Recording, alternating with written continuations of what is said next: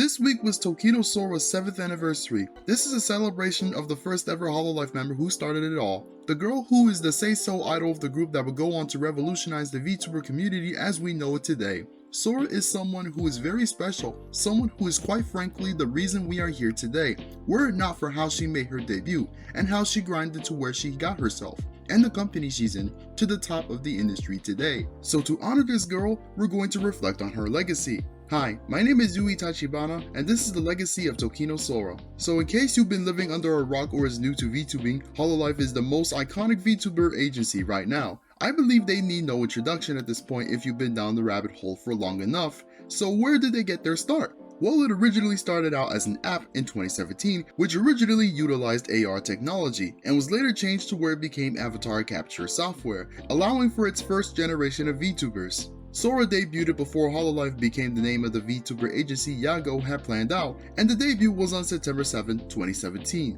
The medium had yet to be tapped into, at least in the way we knew now, and was heavily inspired by the recent debut of Kizuna Ai and other virtual idols such as Vocaloid's Hatsune Miku. As for Sora herself, she had the desire of being an idol, as was brought up in a conversation with Achan. Little did we know this was only the beginning of Hololive. Despite their best efforts, Sora did not debut to a huge audience, but in the end, it's the underdog story that really shines. Outside of the staff and friends that were watching to support her, there were 13 specific viewers who would become known as the 13 Knights of the Round Table who watched her debut stream. With this support, they were solidified as the first fans of Sora and Hololive as a whole. Now her growth was not easy. The following month after her debut, Sora had barely reached 100 subscribers. The girl was looking like she was going to fade into obscurity, but then the Christmas miracle happened. On Christmas 2017, a VTuber by the name Deno Shoujo Shiro had technical difficulties with her stream, prompting her to redirect her viewers to support other VTubers in the meantime, one of them being Sora.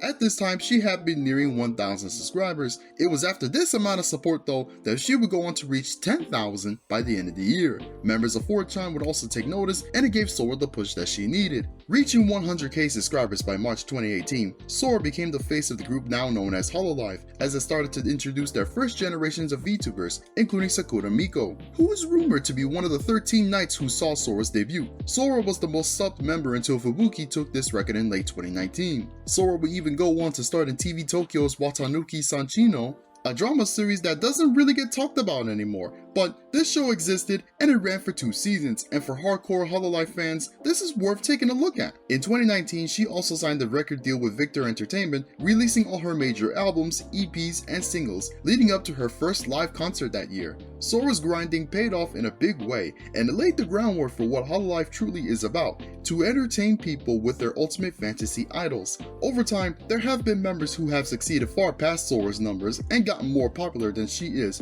but the reality is this: were it not for the 13 Knights who supported Sora back in 2017, we wouldn't be here today. Sometimes little things are bigger than you think, and it shows when even if you get one person to show up, you just might change their life or even inspire them to do something just like you're doing. Bocchi the Rock pretty much sums this up perfectly, with the one episode where barely anyone showed up to Kesoko Band's concert, but wound up impressing those who did show up. Now eventually Sora would become part of Generation Zero, featuring members who debuted before Hololive was the established brand name, and the former members of the failed Inonaka music label. Now this generation is the most important to me when it comes to Hololive history, because as stated, Sora was the groundwork for how the agency operates, while Sakura Miko brought in her spark and gathered attention. Suisei was also someone who struggled in the beginning to get her name out there, but now boasts one of the biggest VTuber songs in recent history, and has gathered quite the discography for herself. Stellar will be nostalgic in the year 2030, I'm calling it right now. Roboko and Asaki shouldn't be counted out though, they're just as hardworking as everyone on here.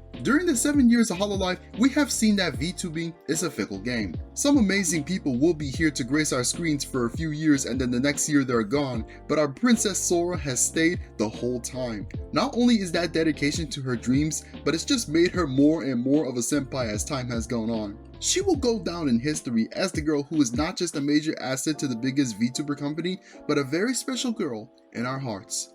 What do you think of Tokino Sora? Is she your Oshi, or who is your favorite Hololive member? If any of the 13 Knights are watching this right now, I'd love to chat with you. Let me know in the comments below, and thanks for watching this video. Please support my Patreon and my Ko-fi, and follow my Twitter, and subscribe to my channel. I upload weekly, and join my Discord to become part of the movement. Special thanks to Jason M for supporting the Patreon. If you'd like to get a shout out at the end of my videos, please support the Patreon. This is your sunshine, Yui Tachibana, signing out.